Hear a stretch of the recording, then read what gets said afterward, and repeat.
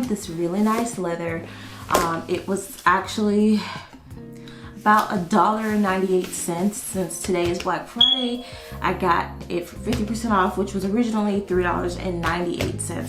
So I wanted to take this fabric, this red fabric, and I just wanted to make a quick, easy tote bag. I mean, it's super easy, and I think it's always important for a sewer, a seamstress, to know how to make a tote bag, because this is something that you can start using around the house. I mean, spending money on tote bags that you can easily make in like a few steps, I think it's crazy. Save your coins and just make this tote bag. It smelled kind of weird, but I didn't want to wash it, so I just didn't wash it. But yeah, let's get into this video about how to make a cool tote bag, and I hope you guys enjoy. Have a great day, and I'll see you in just a little bit.